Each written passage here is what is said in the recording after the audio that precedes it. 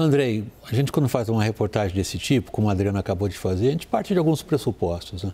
Um deles está ali, ó, embaixo na tela, você está podendo ver na sua tela, 6% representariam os indecisos no eleitorado. Esse pressuposto está correto? Você gostaria de nos corrigir? Não, eu acredito que a pesquisa revela, a partir da metodologia, o que ela aferiu de forma bem competente. Existe, no entanto, um fenômeno quando a gente tem interação humana nas entrevistas, é que às vezes as pessoas sentem uma certa timidez em termos de revelar a real opção. Vergonha, Sim. Então, no caso, quanto mais direta essa interação fica, se é uma entrevista presencial, por exemplo, essa taxa de indecisão tende a crescer. Numa entrevista telefônica já está um pouco menor e numa entrevista sem interação humana qualquer, no caso uma entrevista, um questionário via web, igual a Atlas faz, a taxa de indecisão já é bem menor. Qual número vocês trabalham? A gente trabalha com um número de 2% nesse momento. De indecisos? De indecisos. Isso é pouco?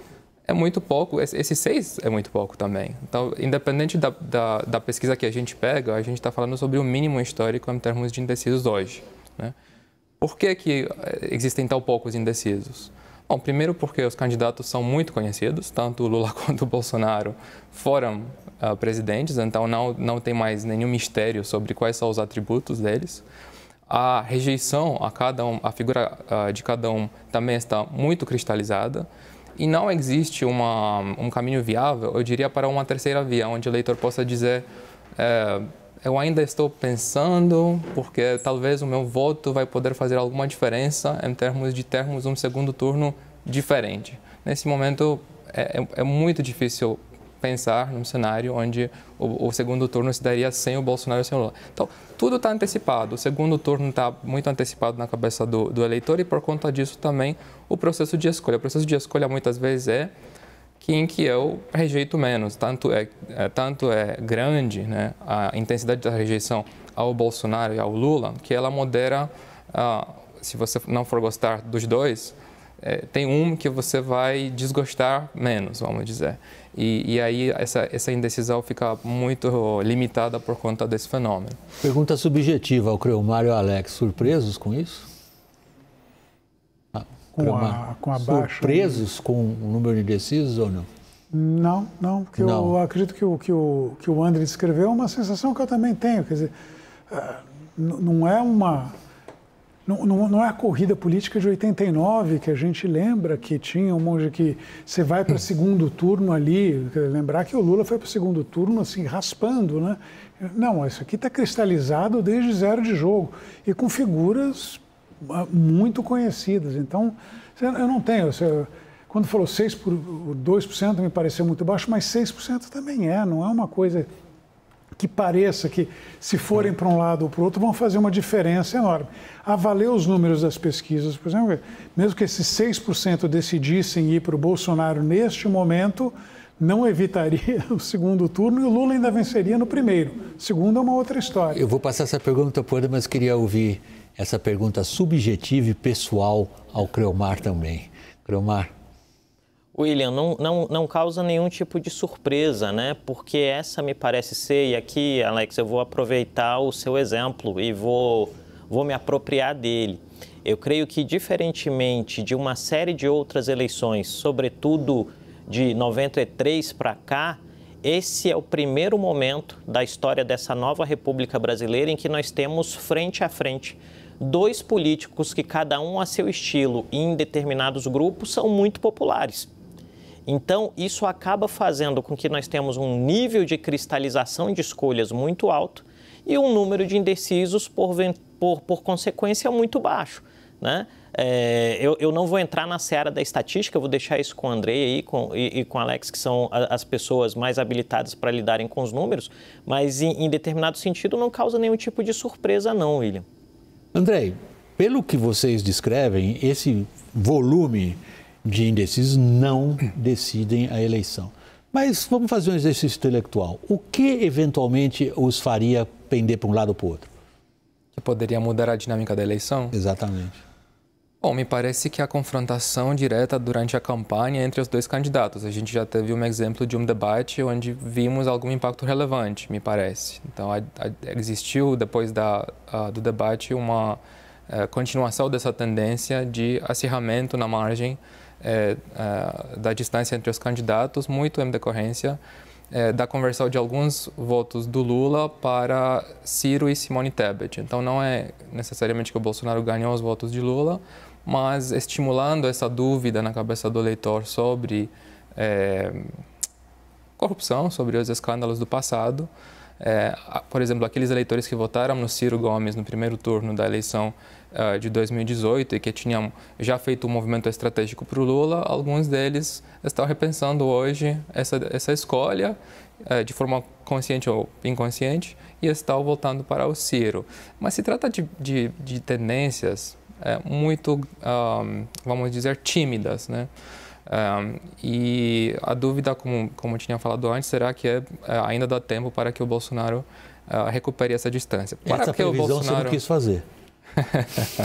Para que o Bolsonaro seja realmente competitivo nessa corrida, o que ele precisaria? Ele precisaria, no mínimo, estar acima do Lula no primeiro turno da eleição. Por quê? Justamente por conta do padrão de transferência de eleitores do Ciro e da Simone Tebet, que convertem numa proporção muito maior para o Lula no segundo turno. Então, se o Bolsonaro está atrás do Lula no primeiro turno, muito provavelmente ele vai perder a eleição. Se ele conseguir chegar a superar o Lula em 2, 3 pontos de diferença, aí a gente terá uma eleição muito acirrada com uma chance para o Bolsonaro vencer. No que a gente cai novamente no início da pergunta, Andrei. Que fatores, como você, analista de risco, identificaria, Creomar, que poderiam levar Bolsonaro em quê? Em 30 dias, né? Estamos a 30 dias, 32 dias, a conseguir um resultado desse que até agora nenhuma pesquisa mostrou? William, essa é uma pergunta excelente. Eu creio que o elemento principal que colocaria Bolsonaro em uma situação mais privilegiada do ponto de vista estratégico eleitoral seria um melhor desempenho entre mulheres. E, sobretudo, entre mulheres mais pobres, né? Socialmente mais vulneráveis, ali nas classes C, D e E.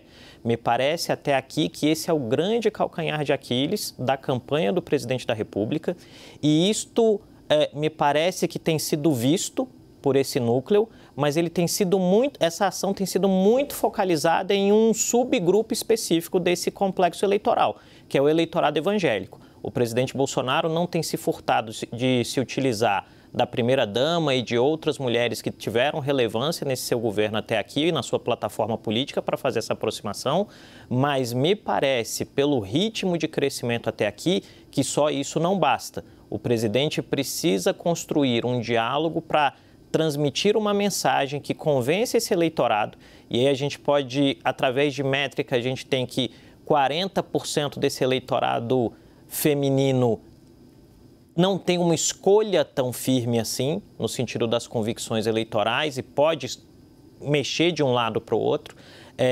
A construção de uma lógica narrativa, de aproximação, de diálogo de campanha que transmita uma firmeza de compromisso do presidente em um eventual segundo mandato com agendas que são importantes para esses grupos. Alex, quando a gente fala, engraçado, a gente passou isso por nossas análises aqui no WW várias vezes. Os especialistas os profissionais de pesquisa criam gavetas, né? Uhum. Gaveta faixa de renda, a gaveta homem-mulher, a gaveta escolaridade. Agora, no caso, a gente está falando de uma pessoa só, né? Mulher, pobre, evangélica. As 3 gavetas fecham aí. Como é que ela vai se sentir com a economia? Não, é difícil chegar assim, mas acho que o importante acho que não está aí. Quando eu estava olhando aqui o perfil do indeciso, eu acho que são más notícias para o Bolsonaro. Quer dizer, porque a maior parcela de indecisos, mulheres. Maior parcela de indecisos, católicos, não evangélicos. Né? Maior parcela de indecisos, baixa renda. Todos esses grupos, se a gente for olhar na pesquisa como um todo, são grupos que já estão de alguma forma com o Lula. Então, eu acho que, assim, se for resolver a indecisão, se tiver que jogar essa moeda para cima, essa moeda acho que tem muito mais probabilidade de cair para o lado do Lula do que para o lado do Bolsonaro. E não tem tanto a ver com a economia. Acho que Quer dizer, o dado da economia já foi lançado lá atrás. Okay. Né?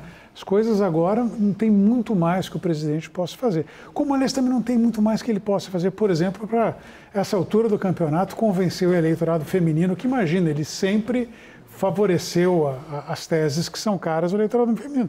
Tem jeito, tem uma história, né? Tem a história do Lula, tem a história dele, e essas histórias de alguma maneira pesam, né? Então, essas coisas não acontecem por acaso. Eu acho assim que acho que são muito baixas as chances de alguma coisa acontecer que mude.